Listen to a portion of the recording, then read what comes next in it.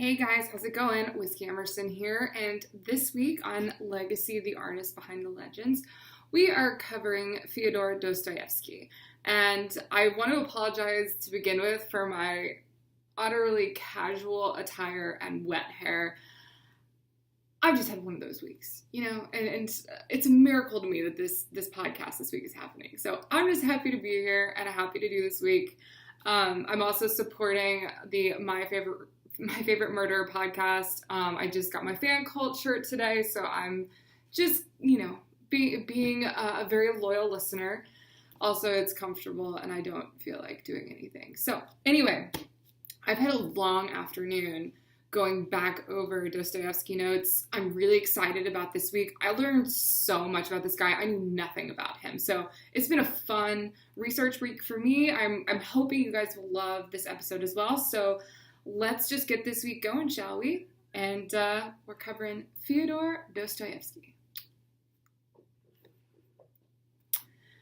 Fyodor Nikolaevich Dostoevsky was a Russian novelist, short story writer, journalist, essayist, and philosopher, active during the 19th century. His writing focused on a multitude of topics that stemmed from a constant study on human psychology during a time in Russia filled with political, social, and religious upheaval. Though, to give some perspective on his literary impact, Dostoevsky's books have been translated into more than 170 languages. His best-known novel, Crime and Punishment, is said to have been the only thing to read in 1866, and that is a direct quote. And while critics didn't love it then, this book firmly established Dostoevsky as one of the greatest writers of his time. Along with many of his fellow Russians, Dostoevsky had a relatively tumultuous existence from the day he was born until the day he died. He was an epileptic. His father was believed to be murdered by his own serfs. He was imprisoned, nearly executed and exiled, imprisoned again in absolutely horrifying conditions, survived, I think, 2 wives and a couple of illicit affairs, battled a very serious gambling addiction for most of his life, and then, of course, comes his career as a writer whose ideals were centered on the people of Russia and their potential on a global landscape. He was also a very, very picky black tea drinker, which I thought was hilarious. Apparently, he had to make it and no one else could because everyone did it wrong. Surprise. He was a devout Eastern Orthodox Christian, and of course, he loved him some vodka. Does that fucking surprise anybody? So let's get started, shall we, and dive right on into the life of Fyodor Dostoevsky. I'm Whiskey Emerson, and you're listening to Legacy. Happy Friday, everybody. It's Whiskey Emerson here, and I am so happy to be with you as per usual. I hope everyone's doing great. For all my Portlandians, I have a cool event coming up in July. I'm just going to do my homework now and get this out of the way before I forget. I'm going to be teaming up with Rogue Brewery here in Portland, and we're going to be doing a special event at the Flanders Pub on Thursday, July 5th. It will be just kind of a big special, whiskey drinking event. I'll be signing books. We'll be giving away signed copies, I will be selling signed copies of West of Hell. I will be giving away whiskey glasses with the West of Hell logo on them. There will be live music. Rogue has great food at their pub. They just redid their menu this year, and it's fantastic. Also, you just get to come out, see me, hang out for a little bit, listen to some good tunes. I mean, it should be a pretty fun night. So please, if you aren't doing anything on July 5th, if you're getting over your July 4th hangover, nothing a little hair of the dog can't fix for you. So, I'm heading to the mountains this weekend, you guys. It's Memorial Day weekend. I'm so excited to get off the grid for a couple days, not see anybody or talk to anybody other than the very small group of people I'm going with. I had one of those weeks last week, and I don't know if anybody else is with me on this level. I did not sleep more than 3 hours a night, maybe 4.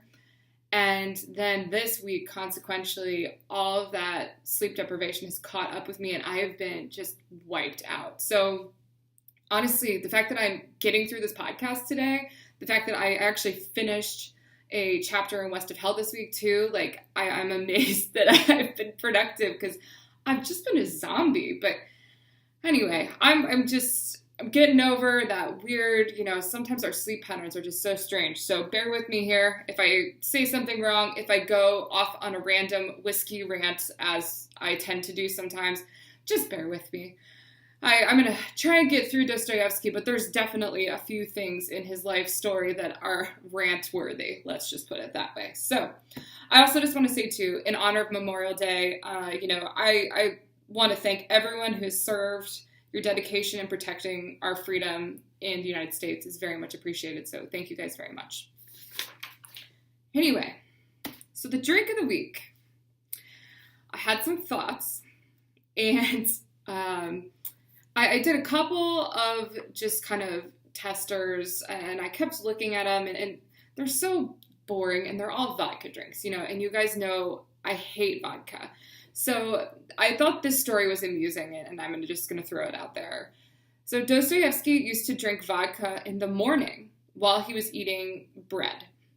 Literally, he would chew up some bread, put it, and he'd get his little shot glass full of vodka, and he would just wash the bread down with it.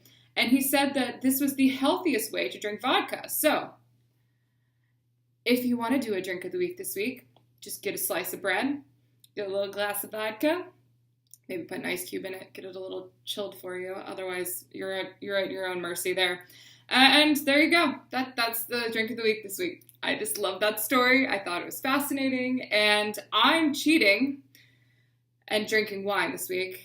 And that's because you guys know I can't stomach vodka. I had a very fun late teens, early 20s rampage of vodka, and I haven't really been able to stomach it since. So anyway, moving on now, let's talk about the best known works before we jump into our timeline. So best known, I think number one is Crime and Punishment. I had to read it in university. I think a lot of people at least have to read portions of it, sometimes even in high school. Notes from the Underground it was a novella he wrote, and it was considered one of the first existential works ever, which is fascinating. But the other one that I didn't read the whole thing, but I read excerpts of in college as well, was The Idiot. And these are really intense pieces of literature. Very intense. I mean, Russians in general are very intense, and I feel like he really does a remarkable job reflecting that in his literary works. So, Fyodor was born on November 11th of 1821 and was the second of 7 children to parents Dr. Mikhail Dostoevsky and Maria Dostoevskaya. I think it's different female-wise. I don't really know why. Anyway, his parents came from a multi-ethnic and multi-denominational noble family. That was kind of a big deal back then. They like the pure blood, I guess. Anyway, so weird to me.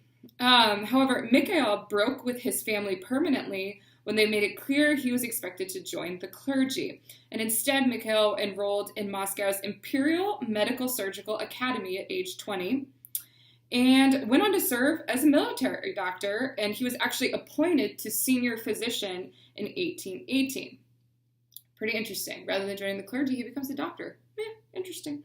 In 1819, Mikhail married Maria, and after the birth of their first 2 sons, Mikhail Jr. and Fyodor, Mikhail Sr. was promoted to be a collegiate assessor. This position put him into a place of authority with a legal status, I think, similar to that of nobility. I mean, they were pretty much considered on the same level at that point.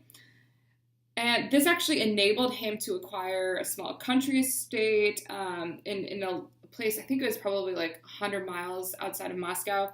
And that's where he and his family would spend their summers. He also was able to acquire, I think, some more notable friends in the upper classes as a result of this too.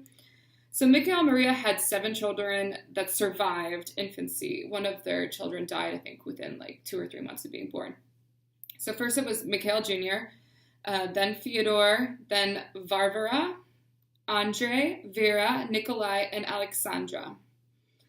I love Russian names. I think they're just there's just something like musky and sexy about them. I don't know what it is. It's super weird, but just my opinion. Anyway, initially Dostoevsky was brought up at home with his brother Mikhail near the hospital where his father worked. And this was kind of in a lower class district on the edge of Moscow, so he saw a lot of shit at a very young age.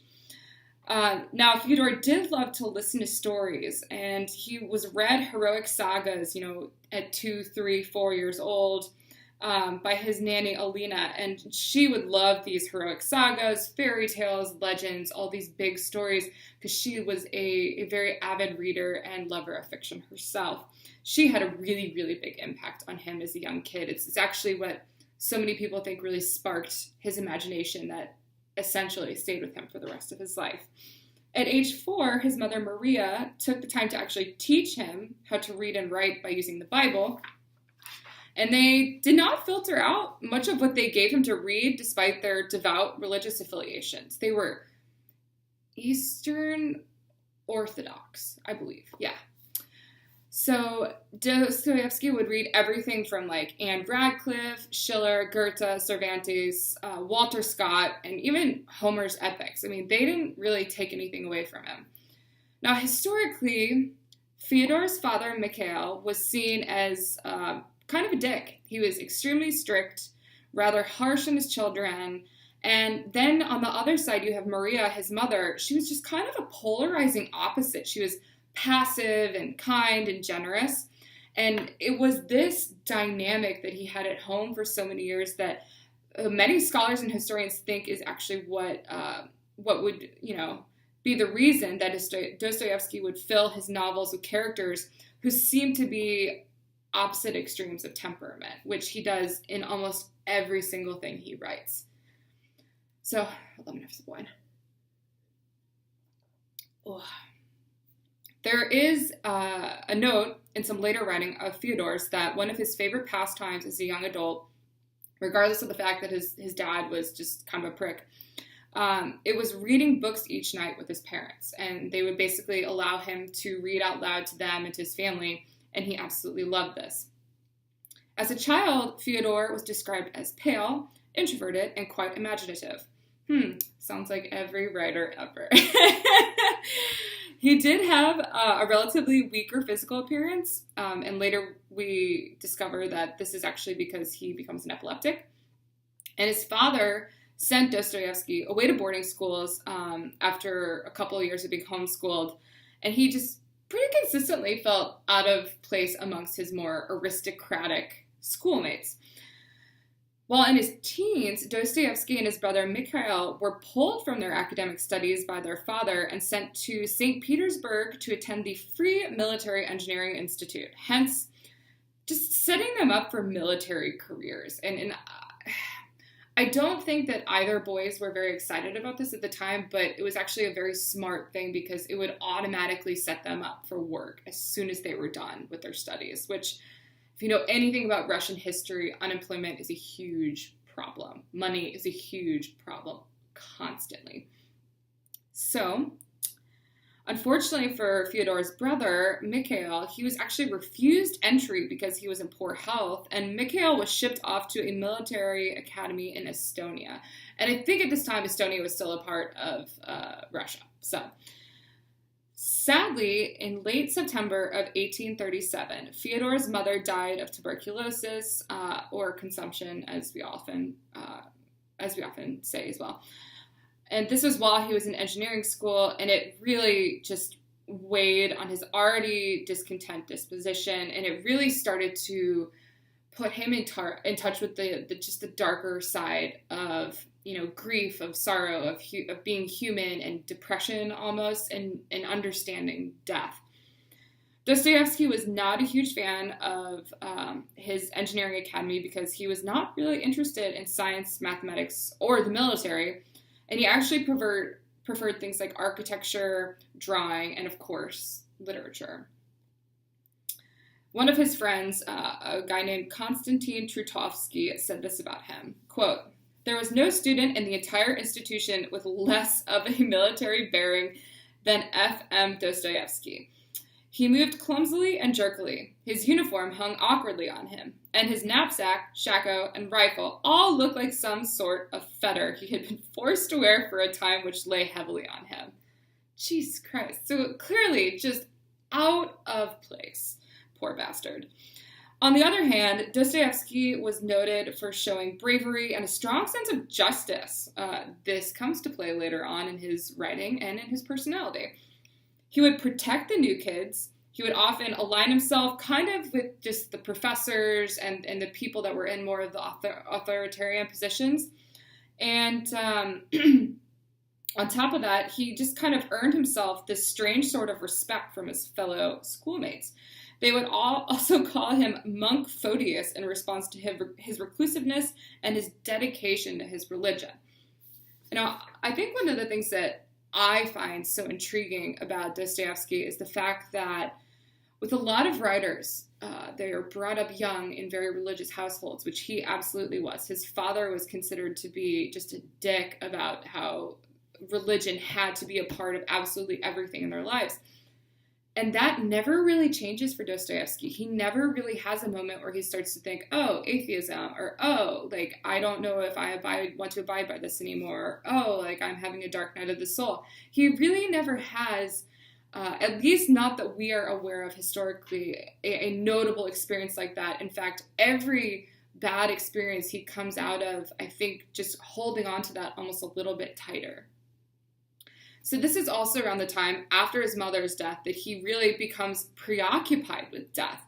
And this starts to increase as this next tidbit occurs. So Fyodor's father dies in 1839, and there's a huge issue behind Fyodor's father's death, and it's still unknown what really happened to Mikhail to this day.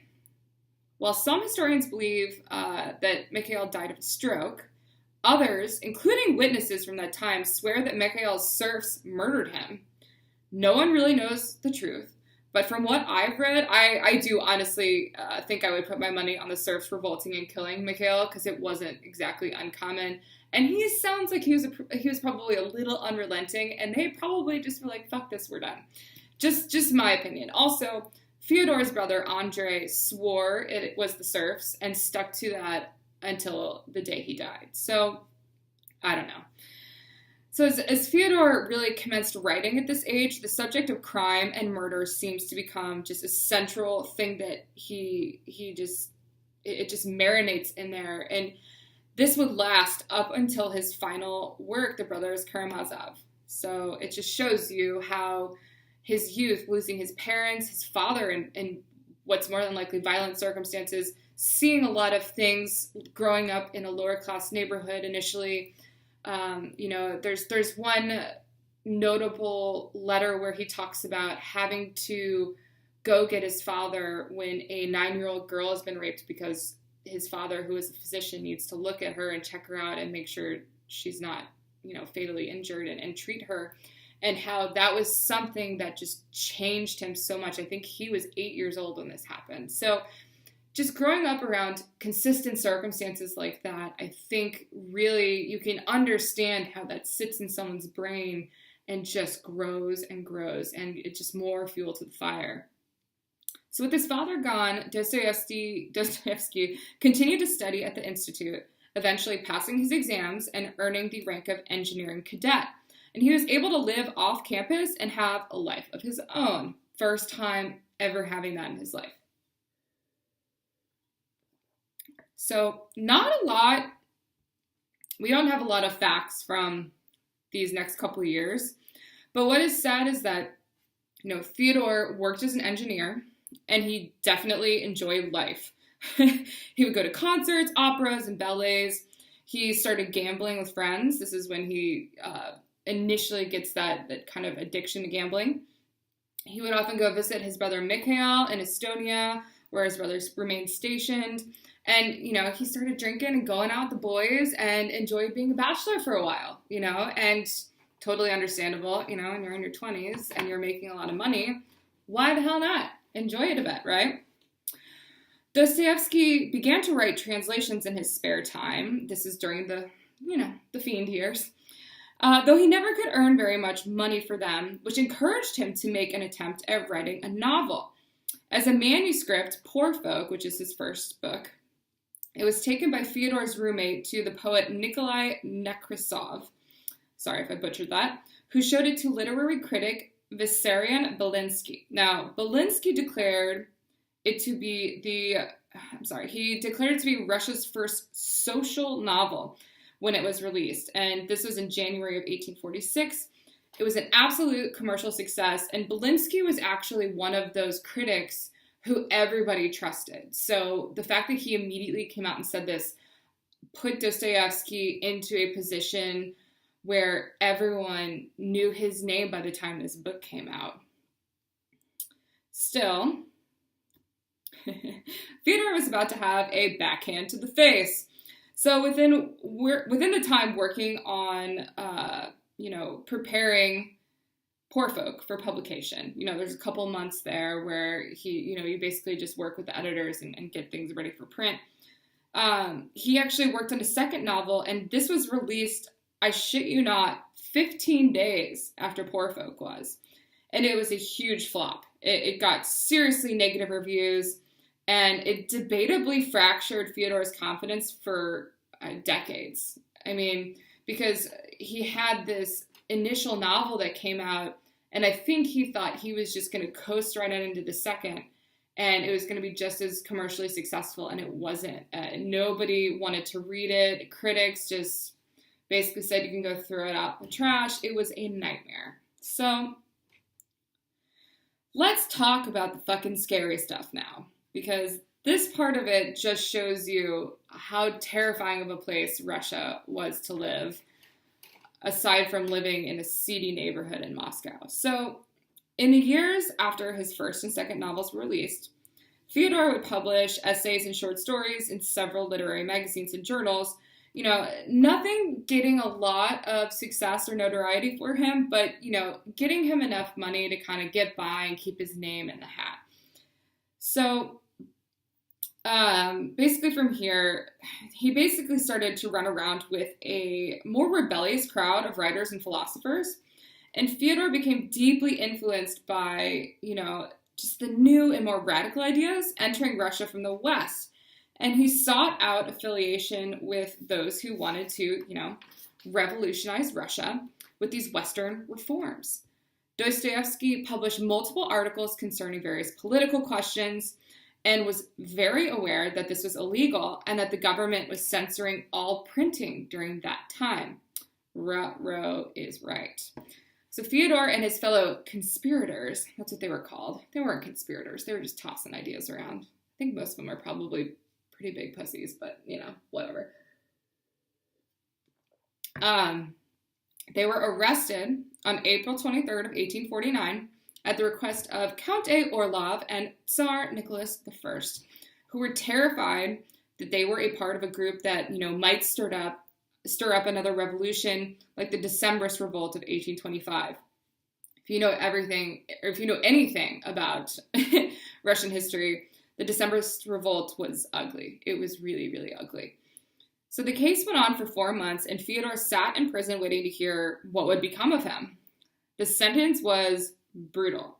They were to be put to death by firing squad. In the seconds prior to the guns being fired, it was announced that this staged execution was a part of their punishment.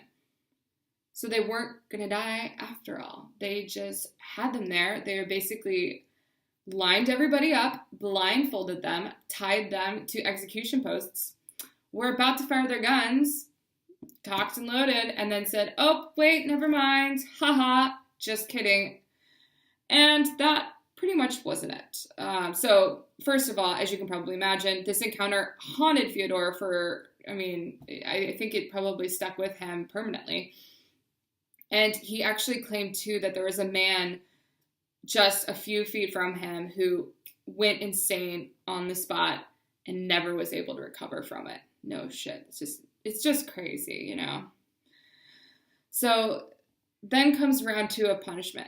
Dostoevsky was then sent on to serve 4 years of exile with hard labor in a prison camp in Siberia, which would be followed with a term of compulsory military service.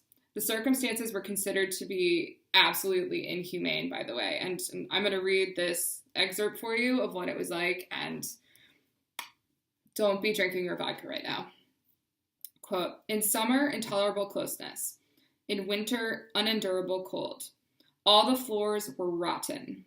Filth on the floors an inch thick. One could slip and fall. We were packed like herrings in a barrel.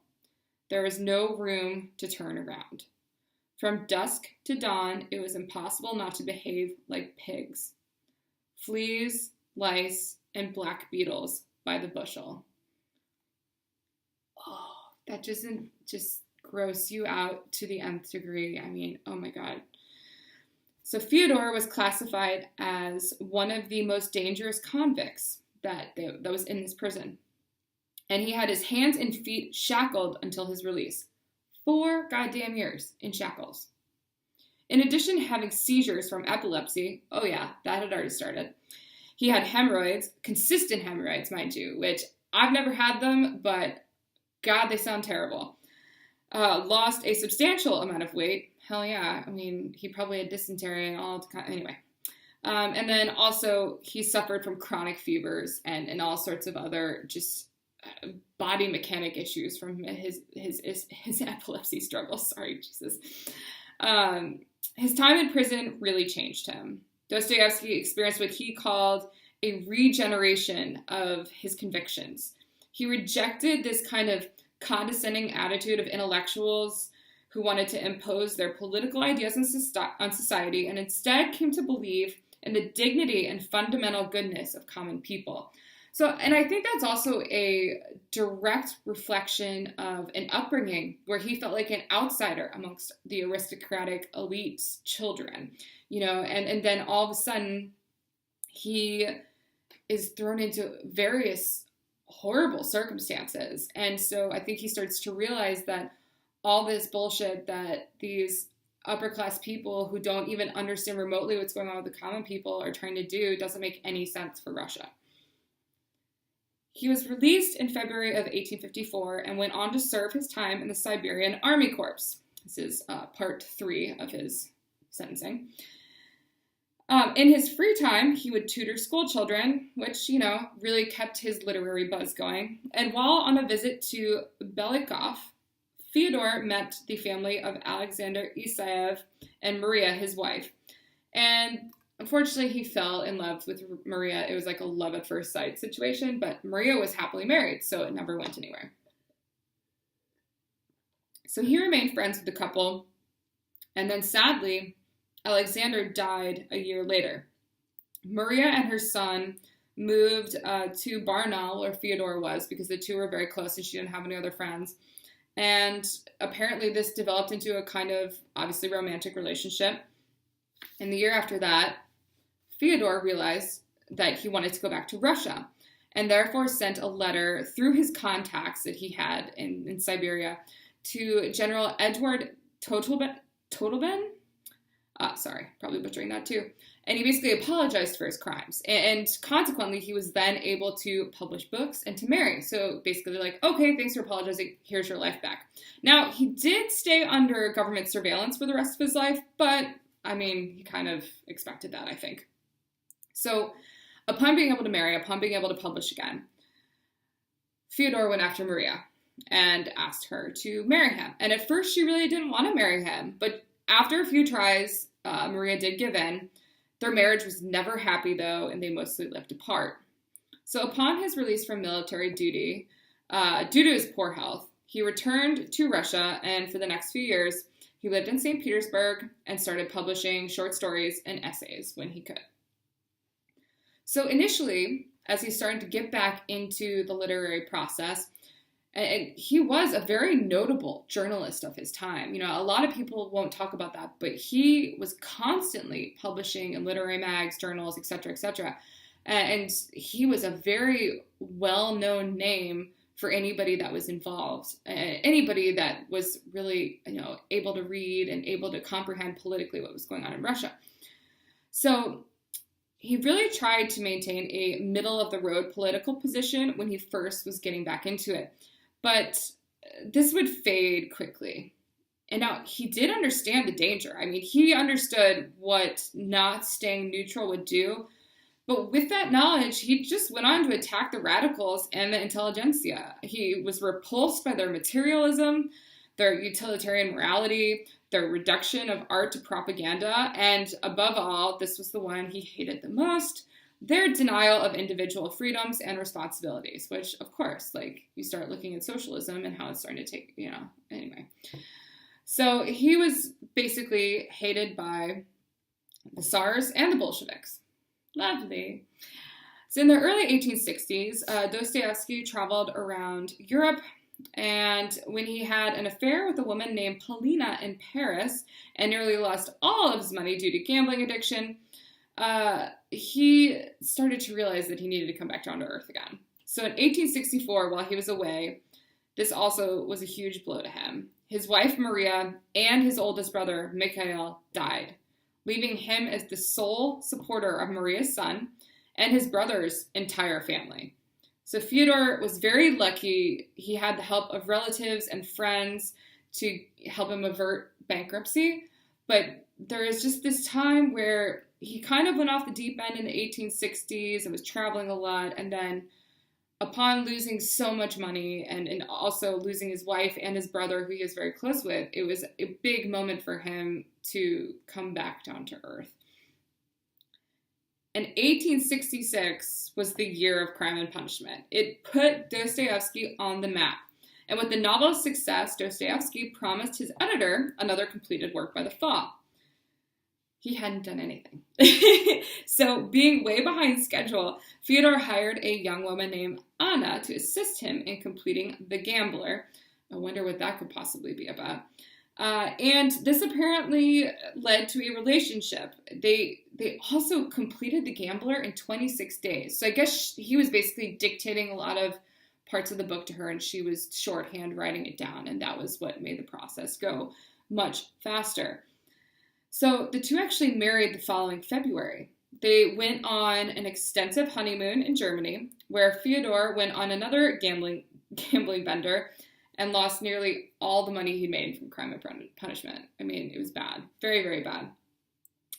But he did keep on writing, and thus he barely kept Anna and himself afloat financially, but he was just able to. Very similar to, like, we were talking about this in the F. Scott Fitzgerald episode. He was consistently working, and it was just barely enough to keep them out of, what would be the equivalent of debtor's prison. So he and Anna went to Geneva, where they stayed for a little while because their first daughter was born there in 1868. She would not last more than 3 months. She died of pneumonia. And Anna recalled later that Fyodor, quote, wept and sobbed like a woman in despair. Oh, it's so heartbreaking.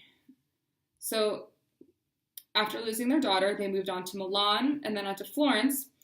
And it was in Florence that Anna gave birth to their second daughter in 1869 in Dresden. Oh, sorry. So it wasn't in Florence. It was in Dresden. Now, she swore that from the day their second daughter was born, Dostoevsky never gambled again. And some scholars debate this a little bit, but it's not like they debated he went on another bender. It's like the day is debated, like whether it was like when she was born or like within a couple of months. But pretty much from the time she became a big part of his life, he stopped gambling. So maybe children aren't the worst thing ever. I don't know. It changes people, I guess. So their honeymoon, as you can probably tell, originally was intended to be 3 months and lasted for 4 years. So the couple finally returned to Russia in 1871. The family was in debt again, and they were forced to sell off as much as they possibly could. And it probably didn't help that around the same time they had their first son, Fyodor. To try and improve their financial status, the Dostoevskys started a small publishing company and bookshop in their own apartment, which was very successful. And this was all under the title Dostoevsky Publishing Company. And so what ended up happening is you would have Fyodor doing a lot of the writing, the organizing, and Anna handled all the finances. And so because she took over that, because the gambling issue got under control, they actually were able to get back on their feet. So actually, the novel Demons that Dostoevsky wrote was published under Dostoevsky Publishing Company. And, once Anna kind of got them on good footing financially, the children were getting older. And so she actually moved out into the country to Staraya, and Dostoevsky stayed in St. Petersburg to continue working. In 1876, it was an interesting year for Dostoevsky. His collection, A Writer's Diary, which was a collaboration of essays and short stories that cover religion, society, ethics, and politics, sold more than twice as many copies as his previous books. Oh my God. That's a shit ton of books. Especially for that time period, when you think about it. So he received letters and visits from people who admired and appreciated his work. And he was even asked to assist in tutoring the Tsar Alexander II's sons. On the other side of that, his health was rapidly declining, and in 1877, he had 4 epileptic seizures in, I think, like a 2-month time span. It's just really, really bad. His last few years were very tough. While he still was producing literary works for magazines and periodicals, as well as the publication of the Brothers Karamazov in 1880, it was clear that Dostoevsky's days were getting numbered. He received several literary honors, some big literary honors in Russia, and was perceived as a literary idol amongst his peers. But in January of 1881, Fyodor suffered a pulmonary hemorrhage, followed by another, and then another. And as a result of just absolute fucking terrible physician care, he died on February 9th, just a short time later. So, conclusion. Fyodor Dostoevsky is often regarded as one of the finest novelists in history, particularly in his prophetic predictions of how Russia's revolutionaries would behave if they came into power. His writing was unapologetic, and he was not afraid to take his readers into the darkness of the human mind, including the analysis of pathological states of mind that led to insanity, to murder, and even to suicide. Additionally, he conquers the exploration of the emotions of humiliation, of self-destruction, of domination, and even of rage. These are really, really intense explorations. There is no question that he was way ahead of his time, and that his own personal experiences perhaps fueled and shaped his ideas and thinking. It's amazing to imagine that a man surrounded by so much pain, death, and suffering would come out in the end still faithful in his religion, feeling more enlightened than ever, and with a profound conviction that the Russian people would overcome. Just amazing. So, cheers to you, Dostoevsky. Goodness gracious. Awesome. You earned it, man. So, whiskey's recommendation. Of course I'm going to recommend Crime and Punishment. Because I think out of the works I have read of his, I definitely think there are certain excerpts that are some of the most intelligent writing I've ever read, and also some of the darkest. So it's definitely a sit down by the fire with some bourbon and have something cheery to do afterwards, but I highly, highly recommend it. It's just, there's nothing like it. It's incredible. So next week, episode 5 is here, and we are going to be diving back into the world of the Inklings and covering the life of C.S. Lewis, a British poet, novelist, medievalist, academic, literary critic, theologian, broadcaster, lecturer, and Christian apologist. Yes, all of those things. You might remember him from the J.R.R. Tolkien episode, or perhaps you've heard of a little series called The Chronicles of Narnia. He also did the Space Trilogy, which I love, but I'm a sci-fi nerd, and a lot of people don't know that, but we'll talk about it next week. Either way, we're going to talk about just who this incredible fiction and nonfiction author was, including his friendship with Tolkien during their time at Oxford, as well as his devout faith and how Christianity impacted both his writing and his life. This man was such a generous and kind and impactful literary figure, and I'm so looking forward to episode 5 next week. I know a lot about C.S. Lewis already. I love his writing. It's some of my favorite stuff to read, and so I'm really looking forward to learning some new things and really dissecting just the different aspects of his life that helped make him who he was. So I hope everybody is pumped for episode 5 with me. It's going to be great. C.S. Lewis. I hope everybody liked Fyodor Dostoevsky this week.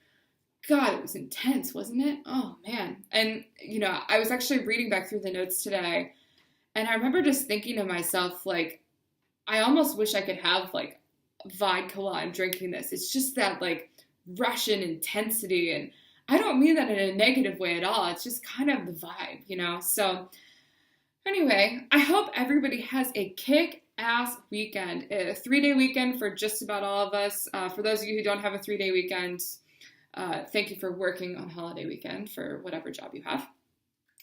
I am so excited to get to the mountains. Also, again, more homework, but if you love the podcast, if you like me, go leave me a review on iTunes or Google Play or what have you. The more reviews I get, the more we can get the podcast out there and get more listeners. Also, if you haven't checked it out already, please go check out my book, West of Hell. It's on Amazon.com, and it's also on BarnesandNoble.com. It's a historical fiction thriller. It's a really fun, it's an origin story, and there's 2 more on the way. It'll be a great trilogy, so please, if you're into that kind of thing, go check it out. And I hope, again, have a great weekend, everybody. I'll quit jabbering on. And I'll see you next week with C.S. Lewis. Cheers. Woo! Oh, I think I'm going to go get another glass of wine. That was fun. I think one of the great things about learning about new writers is that you just start to see the spectrum, and you can also really start to see the patterns, and how culturally the things going on around them really, really shaped who they were. It's just amazing. It's something that I've really started to enjoy about doing the research on a lot of these artists. It's just incredible. So I hope you guys enjoyed Fyodor Dostoevsky this week. It